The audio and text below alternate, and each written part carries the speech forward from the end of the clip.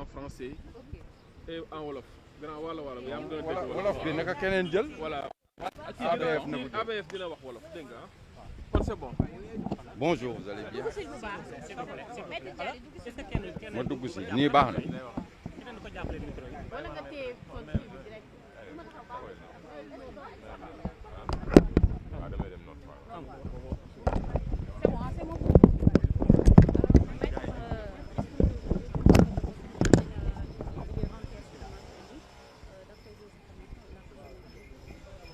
Oui, ce qu'on peut retenir à la suite de l'audience que nous venons de tenir avec le juge d'instruction, c'est que Ibrahima Wally Seck a été inculpé pour les infractions d'association de malfaiteurs et de blanchiment de capitaux. Nous avons cru devoir, pour éviter toute surprise, procéder à la consignation du montant de 210 millions relatif à une transaction portant sur un véhicule. Alors, à la suite de ça, le juge d'instruction lui a accordé la liberté provisoire. Je tiens à préciser, parce que il y a beaucoup d'amalgames qui sont faits autour de la question de consignation. La consignation n'a absolument rien à voir avec la culpabilité.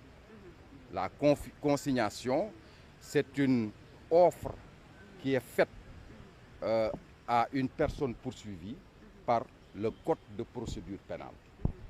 Et que donc, à la fin de la procédure, si la justice considère que la personne qui a procédé à la consignation est innocente, les sommes qui ont été consignées vont lui être restituées.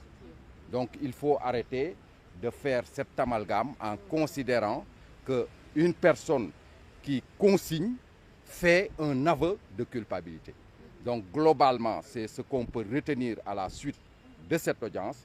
Ibrahima Wally Seck est totalement libre de ses mouvements et maintenant la procédure d'instruction va continuer jusqu'à son terme.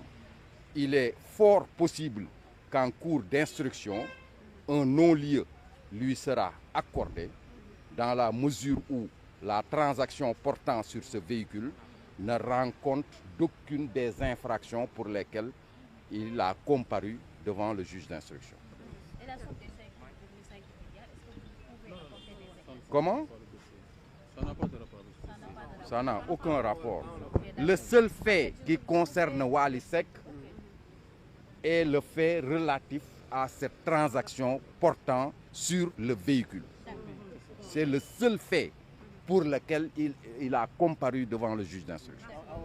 Pour le wolof. Oui, bon ñu ngi leen di remercier yéen ñëpp li ñu mën a jàngat ci audience bi tey mooy Ibrahima Wally Seck juge bi inculpé na ko mais daf ko bàyyi liberté provisoire donc il est libre de tous ses mouvements.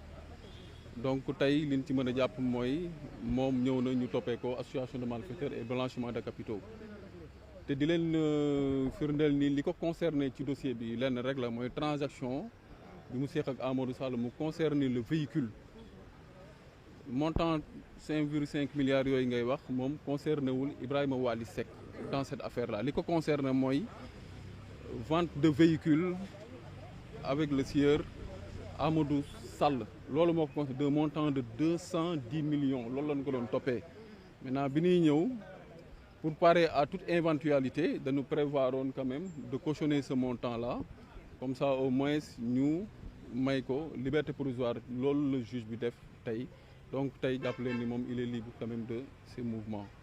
Donc au cours de l'audition au cours de l'instruction maintenant bu fekkee ni juge bi constaté ni moom li ñu koy toppee dara amu ci montant boobu ñu cautionné obligatoirement on va demander la restitution dinañ ko delloo.